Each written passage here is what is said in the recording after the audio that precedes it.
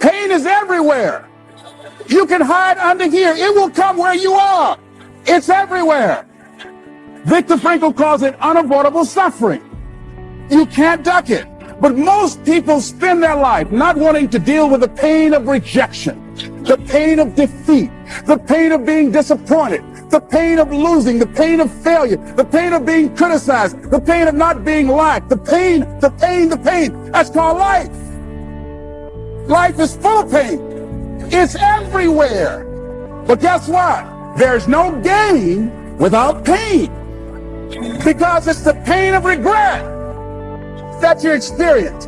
If I had it to do over again, that's a pain. Don't you know that's something? When you know, I was in a seminar once and this lady stood up. If I had my life to live over again, she talked about all of the things that she would do. And you can feel the pain of regret in her voice. The pain of regret. She still experienced pain. She was trying not to experience the pain of defeat, the pain of disappointment, the pain of loss, the pain of lack of support. And she still experienced pain. It was right there. We can't get around it. Most people are governed by their habits, their fears, and the opinions of others. A lot of people never try anything differently because they have been convinced by people in their lives that they value that they can't do it. They're living within the context of the opinions that other people have of them, the low expectations. Many people doubt themselves because when they thought about doing something at some critical point in their lives, somebody they respected and honored, somebody they believed in, somebody that they loved, someone they trusted said, you can't do that. And they accepted that. He says, courage isn't for somebody else, for medals, applause, or moral debts. Courage is what at that moment feels most right for you. Not just situational ethics, but what feels right in your heart, the word of the heart, what feels right in your heart. One great philosopher says, cowards die many times before their deaths. The valiant never taste of death but once. What does that mean? The valiant people aren't afraid? No. It means that they experience that fear and they move forward. They move forward anyhow. Many people are dead now. Many people are allowing their dreams to die. Many people are allowing the ideas to lie dormant and collect dust. Many people have all this talent and ability that they are allowing to be buried inside of them, that they will take with them to their graves because they didn't have the courage to be who they are. And I say, as you begin to look toward the future and manifesting your greatness, it's going to take everything in you, that your life deserves the concentrated effort to begin to look at how is it that I can express more of me? How is it that I can bring my ideas out here now? How is it? And start living with a sense of urgency because you're here today. You're gone today. Life is unpredictable. It's uncertain. There are no guarantees. No guarantees out here at all. So holding back, what are you waiting on? Ask yourself, what's the benefit of your waiting? What's the benefit of your not living your dream? What's the benefit of not listening to yourself? Oh, please, listen to yourself. You know the feelings. If you start listening to the feelings in your heart, and I'm doing it now more every day, I find that my feelings, I can trust them. In what you've done with your life thus far, is it giving you what you want? Is it giving you what you want? When you look toward the future, when you look at all that's going on out here, is there some place within yourself you say, hey, I know I need to be out there in that arena. I know I can do more than what I've been doing. I know there's some great music that I have within me that I haven't brought out here yet. Is that something that you begin to look at within yourself? See, I say if you look at your life, and if you're not getting what you want, you owe it to yourself to do something differently. If you're on a job, 85%, they say, of Americans go to jobs that they're unhappy. If you're doing something 8 hours a day that you don't like, it's not giving you what you want, it's not giving you a strong feeling of satisfaction and fulfillment, you're miserable, you hate to go there, you're depressed just thinking about it, you're saying the thank God it's Friday song every week, if that's what it is, you owe it to yourself to start strategically working to change directions. See, but you know what most people will do? Most people will resist change. Most people will fight change as if change would be worse than what they're experiencing. See, they know this. They're familiar with this. Most people will not challenge the unknown. They won't just step out there. See, there's certain things that's got to be in place. They got to see it all together. And life isn't like that. That's not how you grow. So as you look at your life, you're saying, I'm not getting what I want. As you begin to look toward the future, begin to know that whatever it takes for you to create that, you've got that in you. You've got that. You've got genius in you. You've got goodness in you.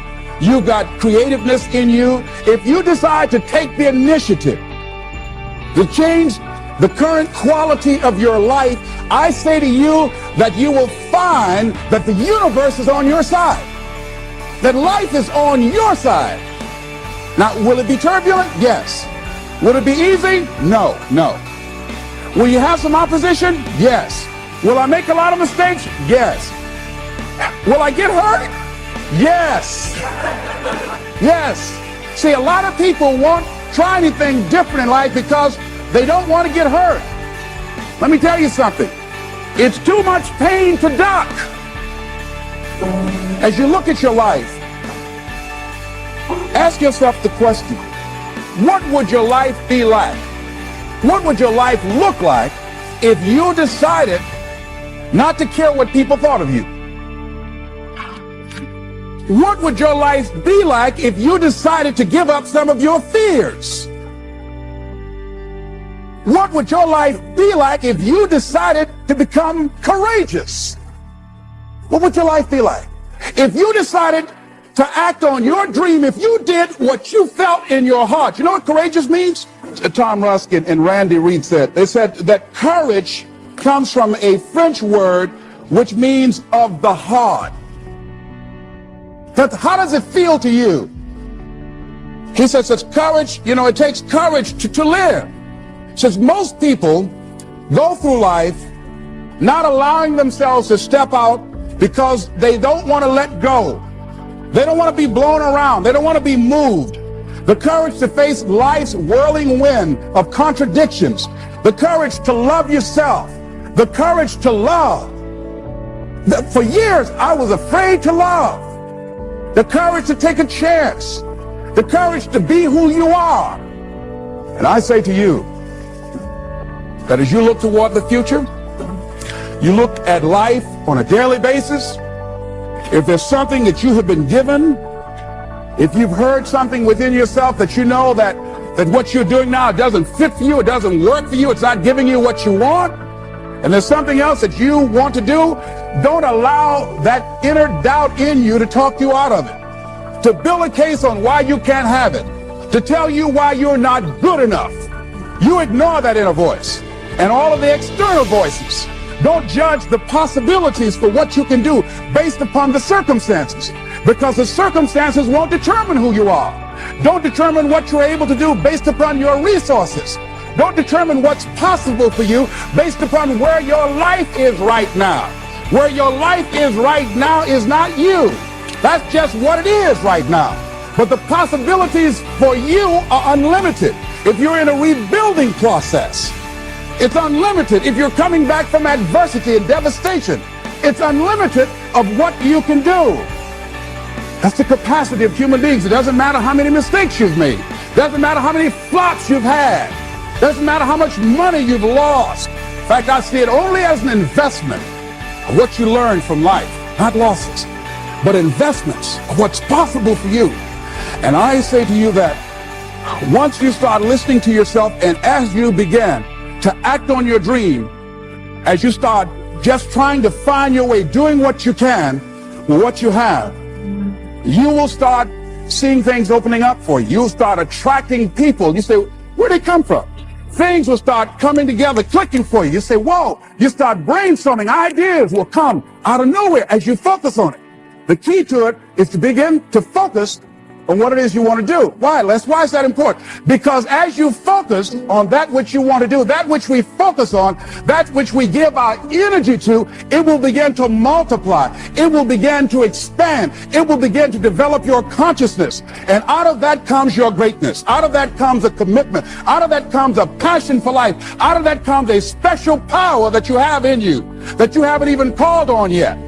See, the powers that we have will never reveal themselves if we don't challenge them, if we don't put ourselves in a position where we have to use them. So one of the most important things, I was reading a book that's a really interesting book called Instant Millionaire, and the guy said, put yourself in a position where you can't retreat, where it's do or die, sink or swim. Here's what you'll find out. You'll develop incredible swimming skills. You'll find yourself stroking unlike you've ever seen before. Through the inspiration of desperation, you'll become more creative than ever before. So what is it? How do we handle that whole piece? Throw your whole self into it. See, most people go at it tentatively. They don't give all their stuff. They don't concentrate. They don't put everything they've got in. One guy wrote a book called All You Can Do Is All You Can Do. And all you can do is enough. But he said, make sure you do all you can do.